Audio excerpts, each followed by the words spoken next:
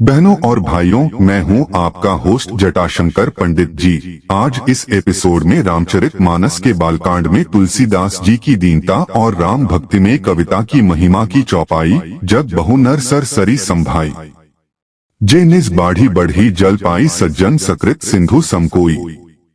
देखी पूर्व विधु बाढ़ी जोई की व्याख्या की जाएगी। चलिए शुरू करते हैं। जगत का महत्व और मनुष्य की विविधता। मानवता का समाज एक ऐसी जटिल संरचना है जिसमें विभिन्न प्रकार के व्यक्तित्व और स्वभाव शामिल हैं। यह विविधता केवल बाहरी रूप में ही नहीं, बल्कि आचार विचार, परंपराएं और जीवन दर्शन के क्षेत्र में भी स्पष्ट रूप से दिखाई देती है। मानवता के इस व्यापक रेंज में हमें ऐसे व्यक्तित्व मिलते हैं जो एक दूसरे से भिन्न होते हुए भी एक ही समाज का हिस्सा होते हैं। ऐसे में यह समझना आवश्यक है कि किस प्रकार एक निश्चित प्रकार के लोग समाज में प्रकट होते हैं और उनका योगदान किस प्रकार समुदाय की समग्रता में होता है। तालाबों और नदियों के उदाहरण लेते हैं। तालाब सीमित आकार का होता है, जबकि नदी अपनी धारा में बहती रहती है। तालाब में रहने वाले जीव जंतु एक ही तरह के होते हैं, जबकि नदी में विभिन्न प्रकार के जीव जंतु पाए जाते हैं। इसी प्रकार एक समाज में केवल एक प्रकार के लोग ही नहीं होते हैं, बल्कि उनकी विविधता से न केवल समाज की सांस्कृतिक समृद्धि में इजाफा होता है, बल्कि यह मौलिकता और सहिष्णुता का भी विस्तार करता है। पौराणिक दृष्टांतों में भी ऐसे कई उदाहरण मिलते हैं जहां विभिन्न व्यक्तित्वों और स्वभावों ने मिलकर एक बेहतर समाज की रचना की है। जैसे महाभारत में विभिन्न पात्र एक दूसरे की विचारधारा को समझते हैं और एक दूसरे से सीखते हैं। समाज में ये सब असमानताएं और विविधताएं ही हमें सहिष्णुता और सहअस्तित्व का पाठ पढ़ाती हैं। इसलिए यह कहना अतिशयोक्ति नहीं होगी कि मानवता की विविधता एक तरह का समृद्ध खजाना है जो हम सभी के लिए मूल्यवान है। स्वार्थ और प्रसन्नता का द्वंद्व। स्वार्थ और प्रसन्नता के बीच का द्वंद्व मानवता के जटिल मनोवैज्ञानिक तत्वों को दर्शाता है। जब हम बात करते हैं स्वार्थ की, तो यह एक प्राकृतिक मानव प्रवृत्ति है जिसका उद्देश्य स्वयं की भलाई और प्रगति को प्राथमिकता देना होता है। लोगों का अपने व्यक्तिगत विकास पर ध्यान केंद्रित करना यह दर्शाता है कि वे अक्सर अन्य की सफलता से प्रभावित होने के बजाय अपनी उन्नति को अधिक महत्वपूर्ण मानते हैं। इस संदर्भ में कई मनोवैज्ञानिक अध्ययन दिखाते हैं कि मनुष्य अपनी उपलब्धियों में अधिक संतोष का अनुभव करता है जब उसकी तुलना दूसरों से की जाती है। इसके साथ ही समाज में एक सामान्य धारणा यह है कि व्यक्तिगत सफलता के लिए दूसरों की असफलता आवश्यक नहीं है। फिर भी असरकारी रूप से यह स्वार्थ व्यक्ति को सामाजिक या सामूहिक विकास के संदर्भ में अंधा भी कर सकता है। ऐसे कई शोध कार्य हैं जो यह प्रमाणित करते हैं कि जब व्यक्ति केवल अपनी उपलब्धियों पर ध्यान केंद्रित करता है, तब वह सहानुभूति और सहयोग की भावना को खो देता है। सामान्यतः यह स्वार्थ हमारे सामाजिक रिश्तों पर नकारात्मक प्रभाव डालता है, जिससे लोग दूसरों की सफलता को कमी का सबूत मानते हैं।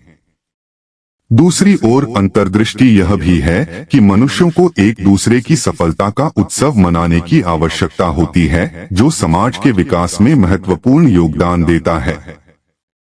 लोग अपनी प्रगति को देखने के लिए अक्सर अपनी आसपास की स्थिति और दूसरों की उपलब्धियों से प्रेरणा लेते हैं। मानो मनुष्य के स्वार्थ की प्रवृत्ति देने वाले सुख का एक बहुत बड़ा हिस्सा है उसके साथी और समाज की उन्नति की तुलना में। इसलिए यह स्वार्थ और प्रसन्नता का द्वंद्व न केवल व्यक्तिगत को आत्मविश्लेषण के लिए प्रेरित करता है, बल्कि सामाजिक संबंधों में एक नया दृष्टिकोण विकसित करने की आवश्यकता भी दर्शाता है। सज्जनता की दुर्लभता। सज्जनता एक ऐसी विशेषता है जो हर व्यक्ति में नहीं पाई जाती। सज्जन व्यक्ति वे होते हैं जो न केवल अपनी सफलताओं के प्रति सजग होते हैं, बल्कि दूसरों की उपलब्धियों से भी प्रेरित होते हैं। सर्वत्र मौजूद प्रतिस्पर्धा और स्वार्थ के इस युग में सज्जनों का व्यक्तित्व बृहद समुद्र की तरह दिखता है, जिसमें अपार गहराई और विस्तृत संभावनाएं मौजूद होती हैं। उनका उदार दृष्टिकोण और सहायता का भाव समाज को आगे बढ़ाने में सहायक होते हैं। सज्जनों का व्यक्तित्व समर्पण, सहानुभूति और परिश्रम का एक मिश्रण होता है। वे न केवल अपने लक्ष्यों की ओर अग्रसर होते हैं, बल्कि अपने आसपास के लोगों की भलाई का भी ख्याल रखते हैं। उनका मानवीय दृष्टिकोण समाज के उत्थान में महत्वपूर्ण भूमिका निभाता है। सज्जनों के महत्वपूर्ण गुणों में निस्वार्थता, ईमानदारी और त्याग शामिल हैं। यह गुण उन्हें दूसरों के लिए प्रेरणा स्रोत बनाते हैं, जो समाज में सकारात्मक बदलाव लाते हैं। सज्जनों की पहचान करना एक चुनौती होती है, लेकिन उनके कार्यों और विचारों के माध्यम से उनकी सच्चाई समर्पित होती है। समाज में सज्जनों के योगदान का सही मूल्यांकन होना आवश्यक है, ताकि उनकी उपस्थिति को सम्मान मिल सके। सज्जनों की यह विशेषता उन्हें केवल व्यक्तिगत सफलता तक सीमित नहीं रखती, बल्कि वे व्यापक स्तर पर मानवता की सेवा में एक महत्वपूर्ण भूमिका निभाते हैं।